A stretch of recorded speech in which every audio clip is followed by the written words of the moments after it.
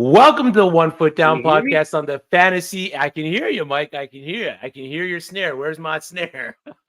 This is the One Foot Down podcast. I'm your host, Chris, and with me, as always, is my co-host, Mike. This is our fourth installment of our positional ranking series. We are ranking the tight ends for the college fantasy football season for 2024. Mike, I don't know if you can hear me, but I can hear you. So let's get it.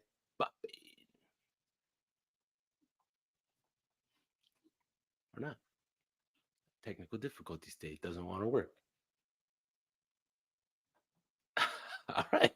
So the intro video doesn't want to work. Where is it? I don't see it in here. Oh, there it is. We're doing tight end. Welcome, football fanatics, to the One Foot Down podcast on the Fantasy and Frames Network. Your gridiron guides, Chris and Mike, are geared up to lead you through the thrilling world of college fantasy football. Whether we're diving into Power 5 giants or uncovering hidden gems, brace yourselves for expert insights, analysis, and daring predictions. Stay in the game. Subscribe, rate, and review. This is your 2024 source for college fantasy football dominance. Let the fantasy frenzy begin.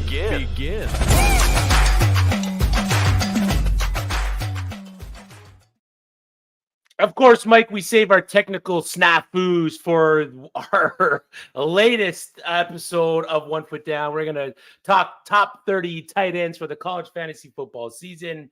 We appreciate everyone that's here, that's hopped in already to the chat. Jamie's in there. What's up, Jamie? Great to have you in the chat. Appreciate you chiming in. It is the 2024 college football fantasy season's right around the corner, Mike. We're almost single-digit days away. Are you ready? Yes. One word. Look, yeah. Like ready to go, man. Ready to go. We talked quarterbacks. I only have 4 drafts on the go. Yeah. We talked quarterbacks, wide receivers, and running backs already. So if you've missed those episodes, make sure you go back and watch those. We dropped our top 30 quarterbacks, top 30 running backs, and top 30 wide receivers for the college fantasy football season. Jamie mentioned the College Kings Classic draft was pretty awesome at the Expo this past weekend. He's seen some of it live. Unfortunately, fortunately, I was in the draft. Unfortunately, I wasn't able to make it down to Canton this year, and that one hurt because this is my first time taking part in the College Fantasy Kings Classic draft. They have it in the Hall of Fame room, and it is absolutely electric to be part of. It's the room right across from the busts. And Mike, we're going to talk a little bit about that Kings Classic draft. I'm going to pull up the draft board here. I was drafted out of the 5 spot. It was a 14-teamer, a draft filled with some of the industry's most prominent college fantasy football analysts, from Jared Palmgren to Eric Froton, Matt Hicks, John Lobb, Tom Harvey, a bunch of people across the board taking part in this prestigious draft. I don't know if you can see it. Your old eyes, you might need to squint a little bit. I don't know what you're looking on. My favorite players there early. You picked Jordan James. Yeah. Well, I went Jordan James there in the second round because I knew the Gridiron Scholar, John Lobb. Big Jordan James fan. I was going to pick Sherrod, but I knew that Jordan James had no shot at making back to me. So I went with Jordan James there in the second. Timeout. Chris. Yep. I see 4. I see round 2, 3, 4, and 5 are all red. Yeah.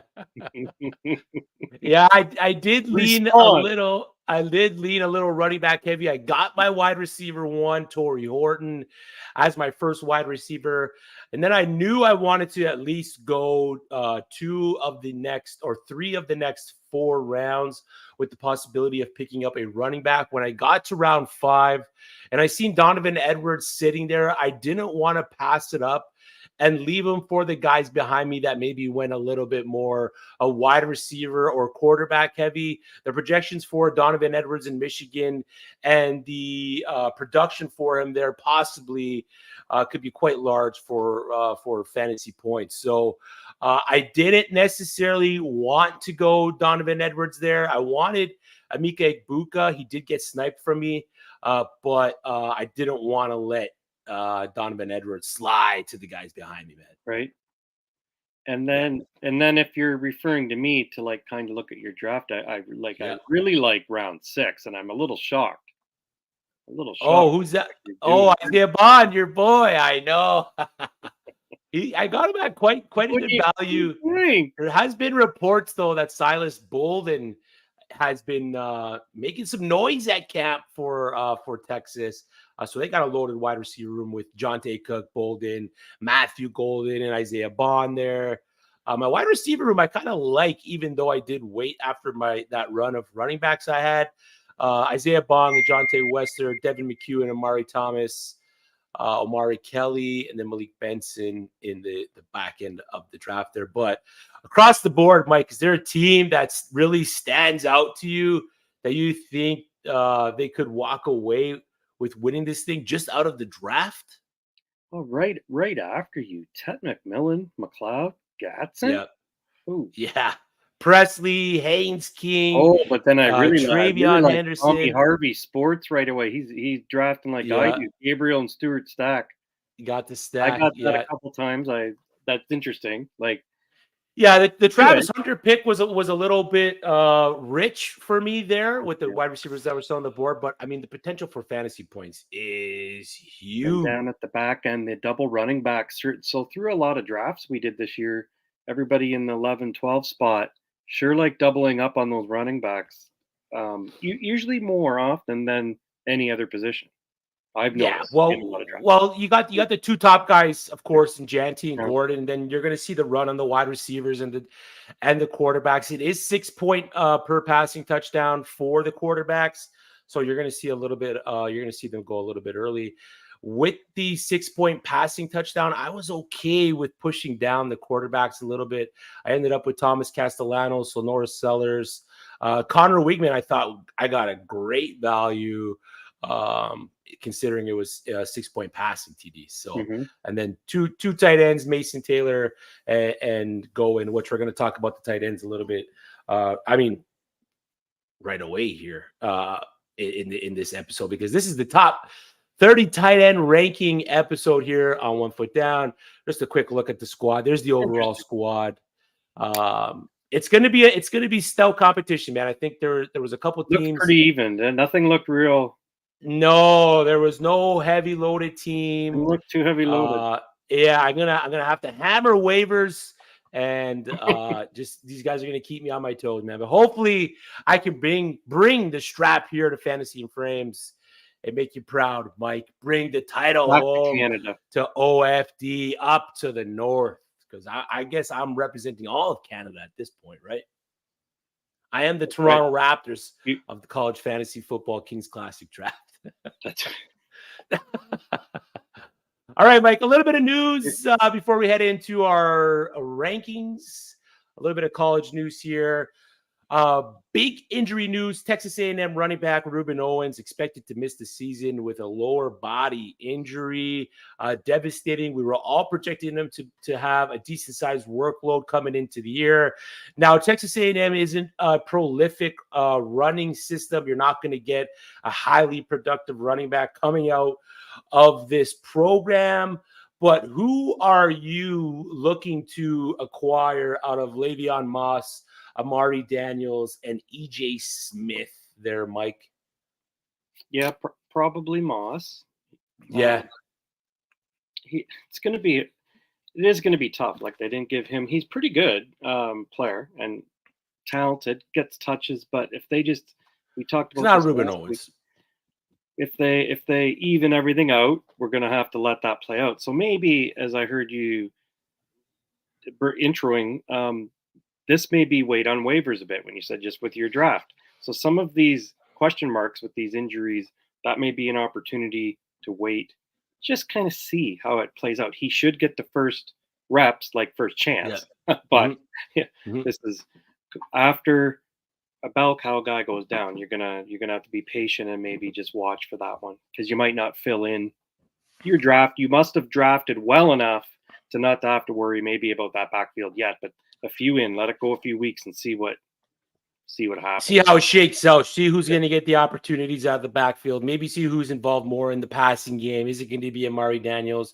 Does transfer from Stanford, EJ Smith, hold any potential value there in that backfield?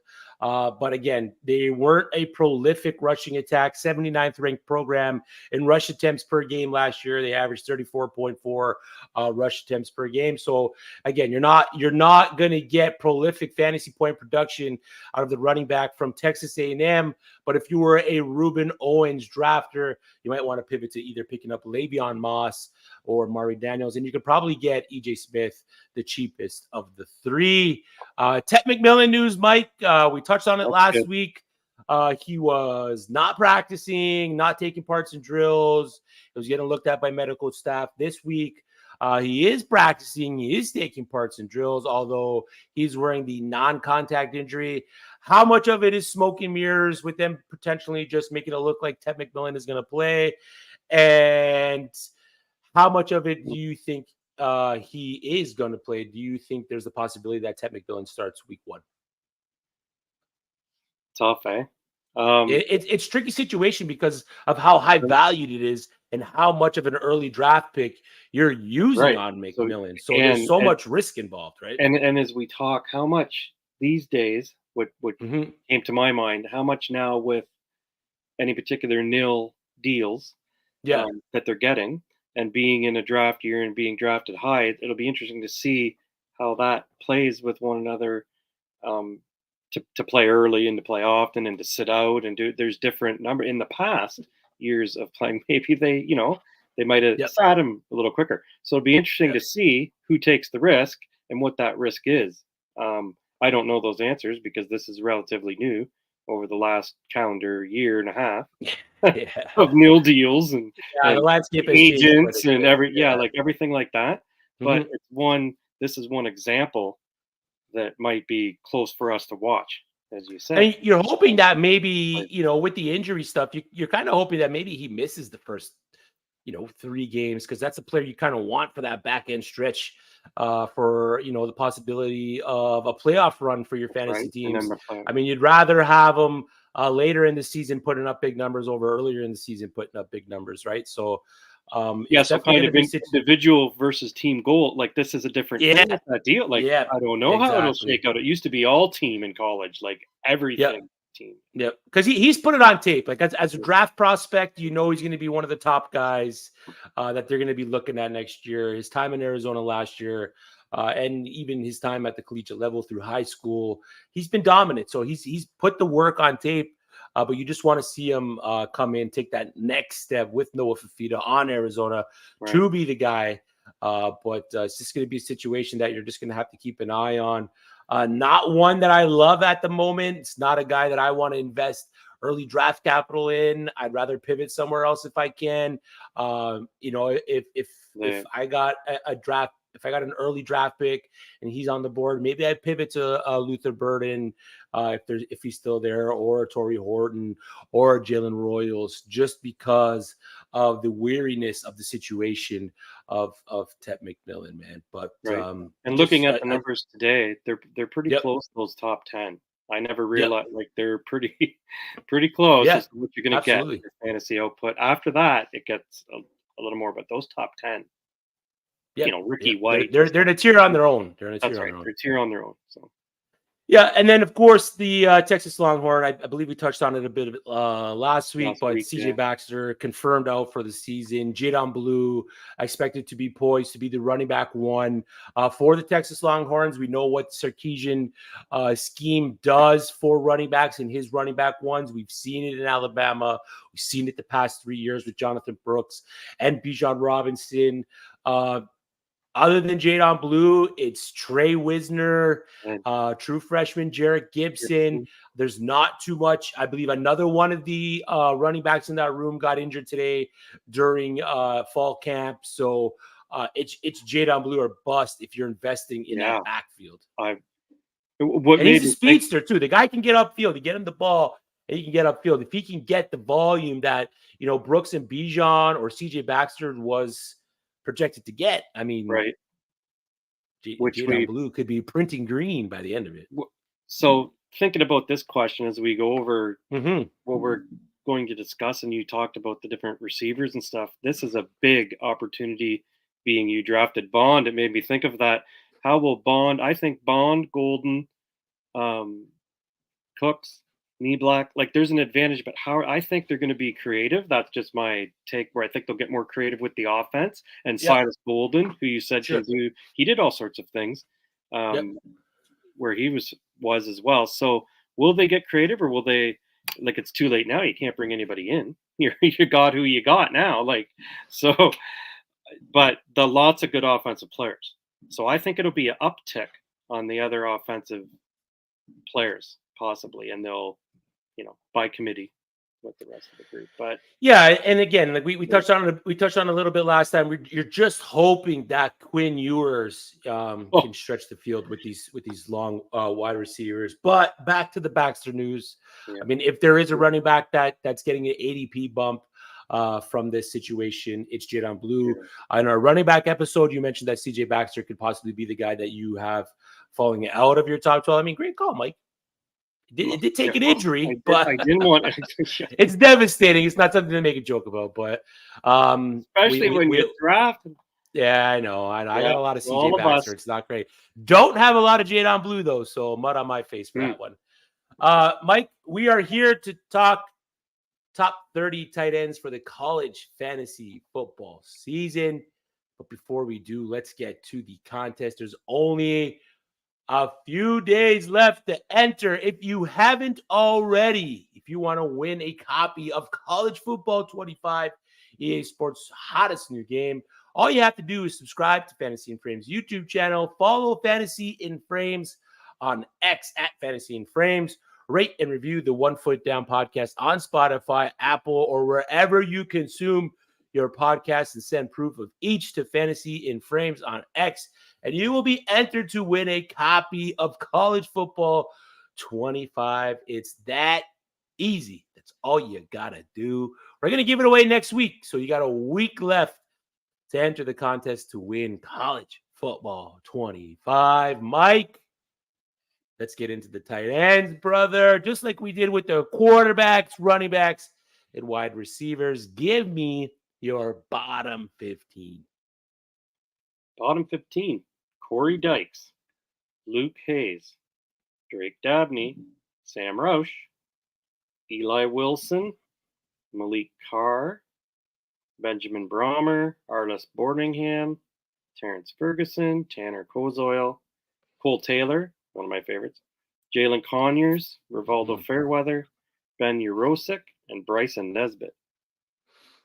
Yeah, I mean, for me, I ranking the tight ends was probably one of the trickiest positions out of all the positional groups, because I felt like you had a solid maybe top 3 to 5, and then it just felt like everyone underneath those guys was kind of just like one giant tier. I felt like all the guys below those top few guys were just going to give me the same kind of production. So it's just like, and they have a partner on board with them too. A lot of them, so I'm noticing. Well, and actually, as we'll talk tonight, not to get ahead of ourselves, but 2 can be productive. This is the college. 2 can be productive in a team and do really well. But with the tight ends, I mean, scheme and program, and what the head coaches at Fitz and Quarters like to do on their respective teams play into so much of the value and the production of the tight ends. So you got an interesting bottom 15. My bottom 15, I got Rivaldo Fairweather at 30, tight end from Auburn. Reese Clark at 29, Thomas Fedone from Nebraska at 28, Max Clare at 27, Tanner Koizl at 26, Arliss Boardingham at 25, my boy Amari Nyblack at 24, Benjamin Brommer, our cover athlete of today's episode, at spot 23, 22, Terrence Ferguson, 21, Mitchell Evans, 20, Tyler Warren from Penn State, 19, I went the other way with Georgia and went Oscar Delp over Ben Urosek, 18, Caden Price Gordon, 17, LSU tight end Mason Taylor, and 16, I went with Justin Jolly, a guy that I think I might have to put a little bit more respect on his name. Looking at your top 15, Mike, speaking of your top 15, who you got? We'll see. I put your boy Knee Black. Amari Knee Black there. One of my favorite guys we'll talk about, Theo Warren. It actually should be Tyler. So I made a mistake because it's Theo Johnson. Mason Taylor. Oh, we made a typo. How bad? Holden Willis, Jack Velling, Mitchell Evans. Got to get a Notre Dame guy in there. Caden Priesthorn, Jake Bringenstool, RJ Maryland, Justin Jolly. I put him. Yeah, he's up high. Yeah. Colston Loveland, my Luke Lakey, Aronde Gatson, Brant Queethy, Harold Fanning. Yeah, solid top 15 there. A bunch of guys that I feel like can really produce this upcoming year, especially at the top with Fanning. We both got the same guy, number 1 across the board, and that's Bowling Green tight end Harold Fanning, the guy that's projected to put up, I think, average around 12 to 14 fantasy points per game in just regular half-point PPR scoring.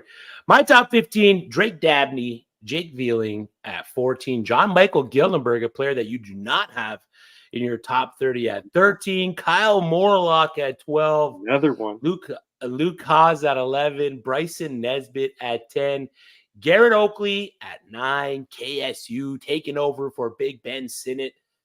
8, I got Jake Briningstool. 7, Michigan tight end Colston Loveland. 6, RJ Maryland.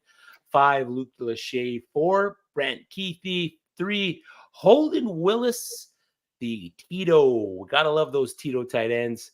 2, Oronde Gadsden, and 1, Harold Fanning. So that's our top 30 each across the board.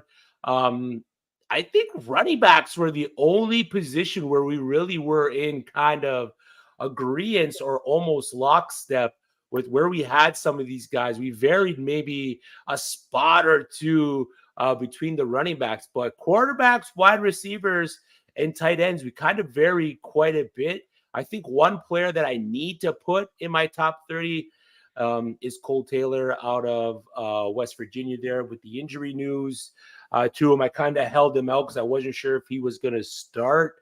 But I believe he's practicing full contact, so he might be ready to go there. So, Mike, any big surprises for each of our top 30 so far? Yeah, I mean, as you're talking about that, as you said, that tight, it's a tough position to so many players and a lot of players sharing. Yeah. We really so to give a little background here, we all would probably be in agreement if Oronde Gadsden's health, till we can see him back in game shape and playing, we would probably put him up at the top. But you have them up in there in the top due to his when he was healthy, how good he was. So you're hoping, that's a risk you take. Whereas Harold Fanning's arrow is pointing up, and lots of opportunity there too. And Holden Willis, I like him there. That you have up there. And one of my favorites, I put Colston Loveland up there, but you have him pretty close too. And it matters how the new quarterback there for Michigan does, with him there. But yet he's a stud. So, but it's a tough position. And Mitch Evans, even though a Notre Dame fan, we won't get into it, but Mitch Evans has one of the highest ceilings. Like I said, if they can get it together and get where they need to go, he has it all, star in the making. But again, he's off injury. So a few of these guys, as of everyone, we always talk injuries. And if they can overcome and see where they're at, sure. But in college, when they have these deep benches, they'll throw guys in and mix it up a little quicker, than they do in the bigs. So yeah. I mean, Gadsden at the top. I mean, you got to have him up there just based on his 2023 season. He dealt with the injuries. 2022, absolute dog at tight end. 80 targets, 54 receptions, 888 yards, 6 tugs. Lined up in the slot, 302 snaps. So wasn't necessarily used overly as an inline blocking tight end. He is that Tito tight end, the Tito phrase coined by Eric Froton, tight end in title only. So really they're tight end on the depth chart, but on the field, they're lining up predominantly as a wide receiver. And we saw that with players like Brock Bowers at Georgia, where I think he played something like less than 20% of his snaps at tight end. And guys like that for fantasy football, especially at the college game, can be cheat codes. And we saw a guy that we both kept off our list in Dalvin Smith from Western Kentucky, who had the dual designation title for him, was mainly a wide receiver. Right. Holden Willis still has that dual designation on Fantrax, the wide receiver and the tight end. Then a few years before that, there was CJ Donaldson, who was listed as a tight end, but was pretty much playing running back for West Virginia. And he was an absolute cheat code for college fantasy football because he's taking snaps out of the backfield. CJ Donaldson, I believe it was that 2021 year, was predominantly a running back. And there was a lot of discourse in the college fantasy football world about whether or not he should be allowed to be started as a tight end because he was taking literally no snaps in the tight end position. But let's talk a player that you have. I wanted to talk about Luke Haase. You have him at tight end 29. He was tight end 8 in fantasy points per game last season. He's going from KJ Jefferson to Taylon Green. Is it the change of the QB that has you fading Luke Haase so hard? Because when you break down what the two QBs are built like and what they like to do, they both really like to do the same type of thing. Taylon Green likes to, target the middle of the field. The short to medium routes is where he kind of made his money last year.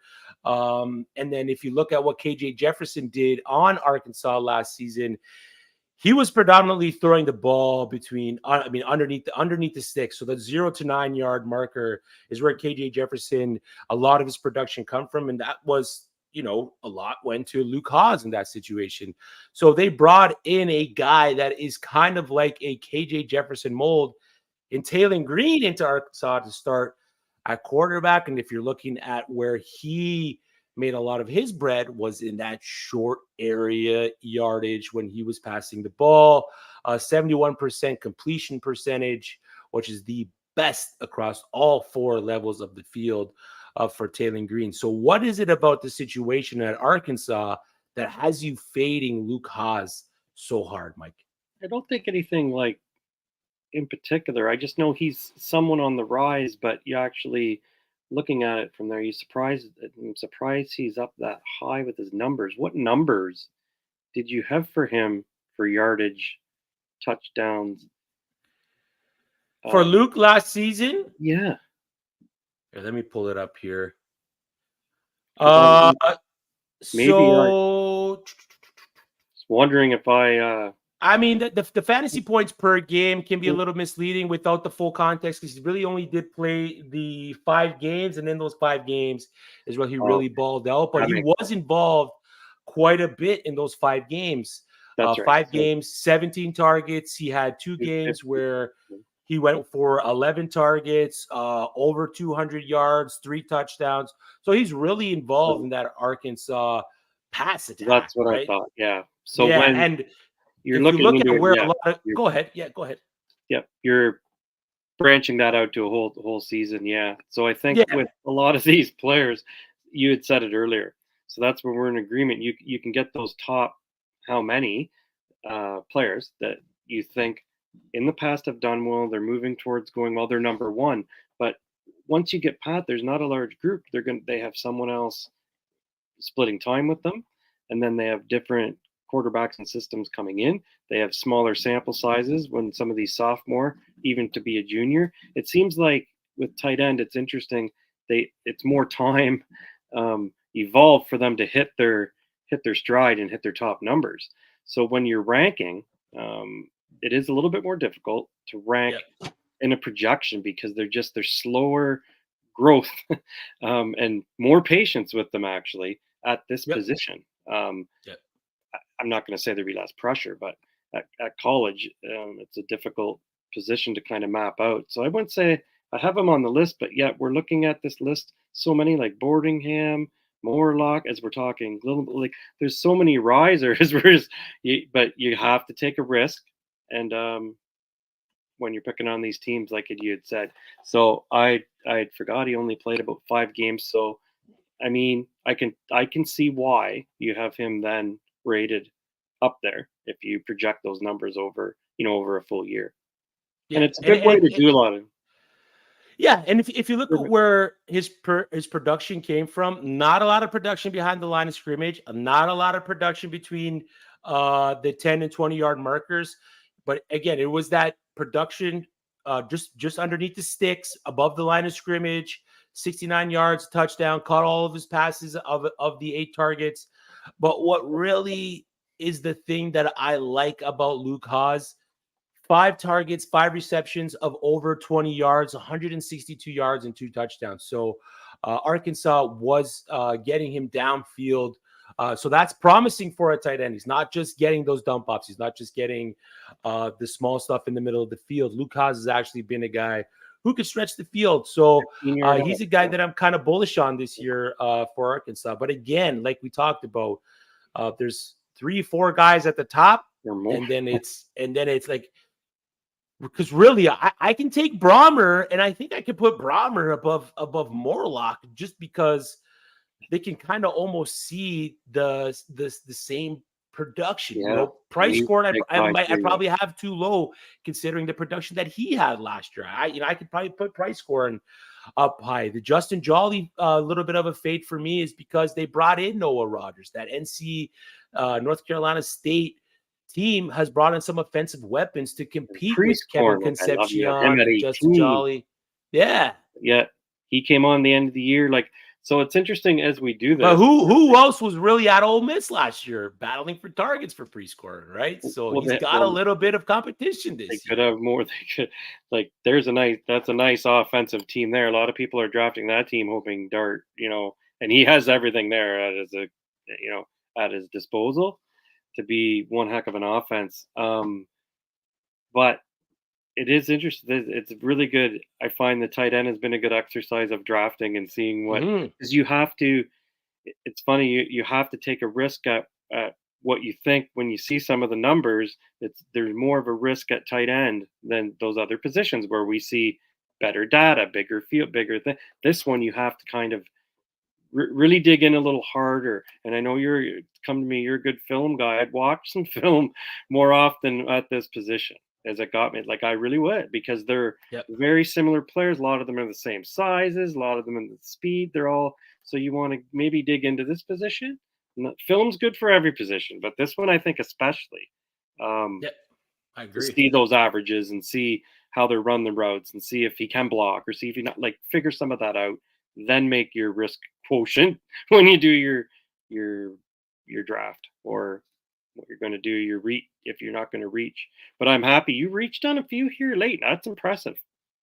Purdue, Fedoni, Clark. You got guys, but that's good. I mean, that can help you solidify if you get it right. For certain those weeks. late round tight ends. If you're like in that Kings Classic draft, I pushed tight end down the board because I felt like we mentioned it almost 5 times on this episode. Outside of the top few guys, there's a lot of the same guys, and I ended up with Mason Taylor and the tight end from Rice. So, Mike, just so you know, there is no yawning allowed on the show. You got to put those back in your pocket. Save those for after. That's right.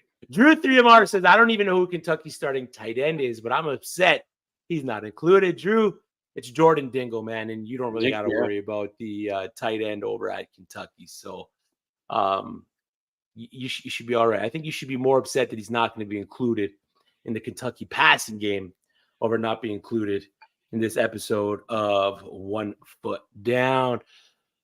Okay, so I get your understanding on Luke Haase there, a little bit of the sample size and what he may not have done in 2023. But is there a player you want me to touch on here? Am I in there, Mike?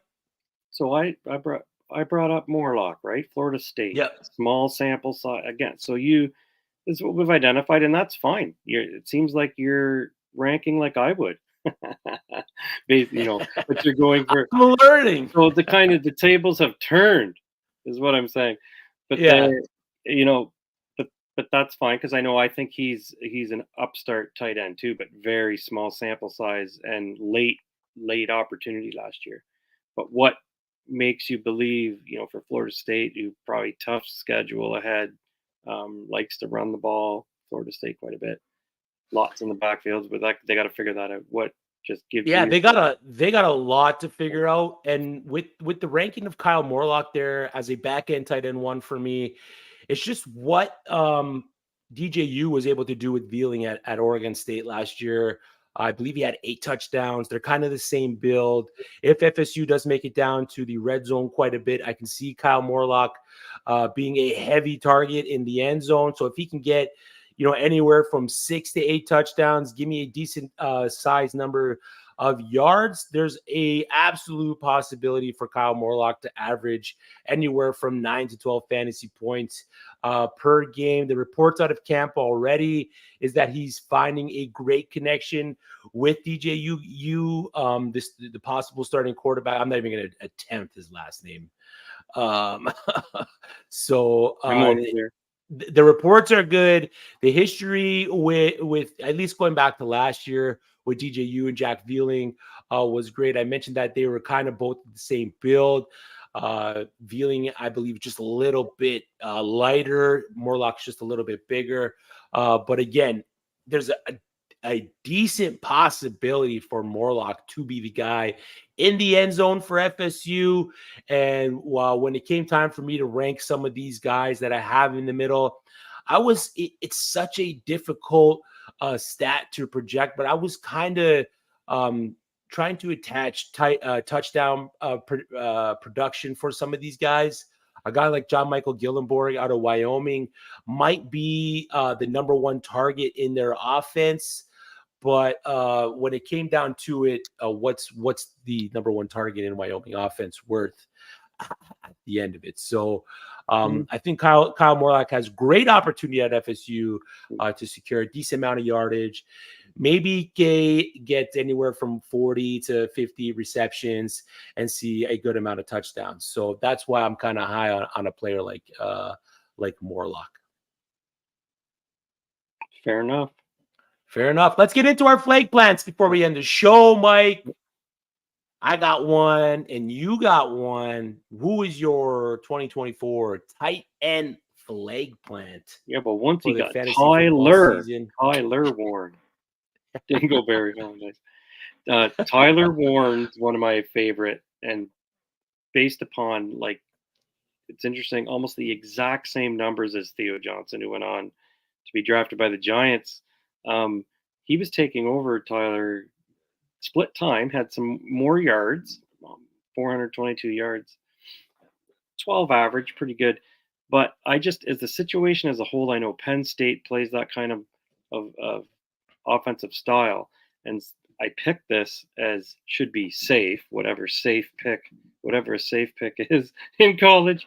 But if some of those numbers are obviously translate over to him, that it's his time, to be number one. So hopefully those numbers can boost. I could see that going to 750 yards. That wouldn't be. That's only, say, even gets 250 more yards, a couple more touchdowns for. I mean, you're going to have a great tight end without getting too carried away on a projection. But it was very interesting that they were split pretty well right down the middle, and they were a lot of that offense. So without Lambert Smith, who left town, and you have Saunders there, and you have, there's some different, Fleming came over, right? But a lot of question marks, and Drew Allar, so if he's comfortable, I think that'll be a comfort zone for him, for Tyler. Comfort pick. So that's why I put my flag on that pick. If I had a nice safe starting tight end, if there is one of those in college. Yeah, no, absolutely. Penn State's been known to produce decent fantasy upside tight ends. So kind of like the pick there. For me, it's a guy that we talked about in January. One of the guys I've been beating the drum for at the position for the whole year, and that's Amari Niblack over at Texas. 5 games started last year, 437 yards, 4 TDs, all career highs. He was the 3rd leading receiver for Alabama last year. 6'4", 233, just a big-bodied guy. Like I touched on Jeremy Bernard last week with the wide receivers, Niblack's transfer stems from his ties to the current coaching staff with Steve Sarkisian. He was the number 1 tight end in the portal, landed on the offense that likes to throw the ball. They just lost Jatavion Sanders to the NFL, who in 2023 was the tight end 6 overall in targets. He vacated 67 of those. Last year in 2022, he vacated. He had 73 targets. He was, again, the tight end 6 overall. The tight end 1 usage can be there for Niblack. It's just whether or not Quinn Ewers takes that next step as a passer.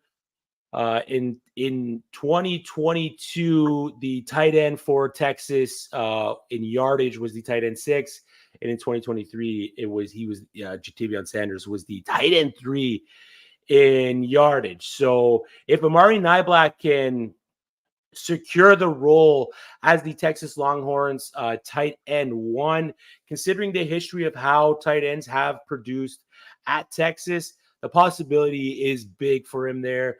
Now, there is quite a bit of players around him that are going to be catching the ball. Of course, we talked about Jadon Blue at the top. Matthew Golden's there. Jonte Cooks is there. Silas Bolden's there.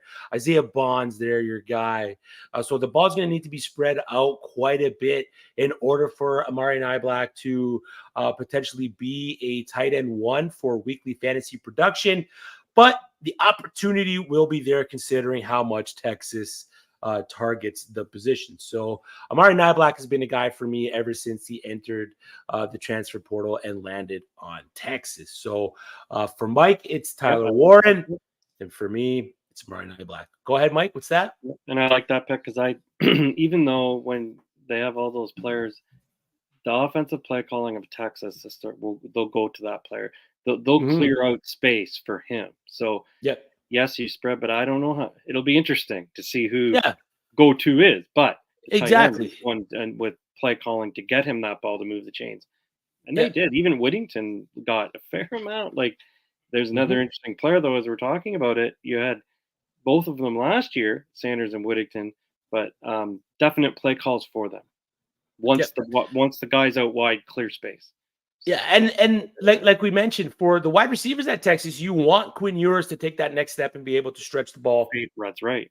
Downfield. But for Amari Niblack, maybe you don't want that. Maybe for that tight end, that's going to eat up the middle of the field in those short to intermediate routes and all those positions on the field. Maybe you don't want Quinn Ewers to take that next step up and constantly target down the field. But Amari Niblack is fast. He's big-bodied, and he can be known to boogie with the ball in his hands. So just another guy that I own quite a bit of, and I got no problem reaching up to take Amari Niblack. Mike, quickly, we only got a couple minutes left. Who's a player maybe outside of your top 30 that you think can make some noise? Yeah, interesting. Looking at 30 players, looking at your list, I ended up settling on Oscar Delp because I put Ben Urosek in the list. So there we have another pair of tight ends on the same team. So as I thought about it, I think the reason I put Ben Urosek in there, his skill set, he's had a bit of injury up and downs too, but his skill set, he can do everything. He's more of, like you said, a Brock Bowers type. That's why I think he has been drafted high on a lot of draft boards due to that. Smooth, quicker, faster, but maybe that hybrid type, tight end. Whereas Delp is more the full package tight end, a bit bigger, but has developed rapport with Carson Beck. So his, pretty decent with, 24 catches and 284 yards, 3 TDs, but interesting just to point because Brock Bowers, which was considered, still good numbers, 56, 714. A down year by his standards when you look at his whole profile, which is crazy. But so fairly safe. I think Delp and Ben Urosek will split but we'll see if one can win it out those first 4 or 5 weeks. Like we said, that's what'll happen. But Oscar Delp has the rapport already with Carson Beck, so it's interesting with a lot of these teams who gets the nod. But he knows a little bit more of the offense, but yet Ben Urosek has that upside. So how will they use both? Maybe now both will be used due to a couple unforeseen circumstances from certain players on said Georgia. So this is interesting to both of you. Might want to delve into both. That's like, and if Beck's going to have a big year, I think it'd be smart. I think they'll both do pretty well. Yeah. I don't hate that call at all. I think Oscar Delp's been labeled as the current tight end one, the starting tight end for Georgia. But again, we're a few days away, like a week and a half from week 0. This can change so much. Right now, it might be Oscar Delp. 2 days from now, it might be Ben Urosek. And then 3 days from now, it might be Lawson Lucky. Like we have no real grasp on what the situation is going to be for Georgia's tight end position. It is a position that you want to target. You want to target the Georgia tight ends. But as of right now, we don't have a real grasp on who's going to be the guy for them. For me, I'm projecting Oscar Delp, and Mike is projecting Ben Urosek to transfer. My guy outside the top 30 that I think can make some noise potentially is Malik Carr. You have him inside your top 30. You have him at 25. Transferred from Michigan State over to Houston. Really saw an influx in targets last year, an influx in reception, saw a good amount of yardage, can be used as the secondary target on that Houston offense. They really only have Manjack there. So if he can solidify his role as potentially the number 2 guy on that offense, there is possibility for Malik Carr to have at least some big time weeks. A little bit maybe a boomer bust considering the offense that he's on. But I'm looking forward to Malik Carr's 2024 season. Totally agree with the pick. Thanks, pretty brother. Fast, that guy too. Pretty quick. Yeah, he's got some wheels, man. So he stretched that field for them. Nice team, Houston. Yeah, I mean, we don't really know who's playing quarterback yet. There was some news of Zion Chris, the transfer, but we don't have that buckled down yet. Hopefully, we're getting some of these depth charts and these position battles hammered out soon, but we must wait. Until then, we'll see you next week. Mike, let the people know where they can find you. Still at FF Mike H there on X. See, I didn't say Twitter. I didn't say Twitter. That's the old comment. You can't keep going with all that I'm old. I'm not old. He's getting up with the times. Yeah. Getting up with the times. Well, we appreciate you, Mike. Appreciate you coming on. Again, we appreciate each and every person that has tuned in, dropped a question, like the stream, or subscribe to the Fantasy in Frames football or Fantasy in Frames channel, YouTube channel. This is the 1 Foot Down College Fantasy Football Podcast. I'm your host, Chris, and with me, as always, is my co-host, Mike Haase. We've given you our top 30 quarterbacks, our top 30 wide receivers, our top 30 running backs, and our top 30 tight ends as we head into the season. It is days away. Less than 14 days, is it? 14. I think we're like 12 days from see? 0. Yeah. Yeah. So it's right around the corner for us. Of course, the NFL preseason is here. So, I mean, football's back, baby. Football's back. All right, Mike, let's get out of here. We'll see you next week with maybe a mock draft, Mike. Maybe a mock draft. Maybe. Sounds good to me. Maybe. All right. We'll talk to you then. See ya. Welcome, football fanatics,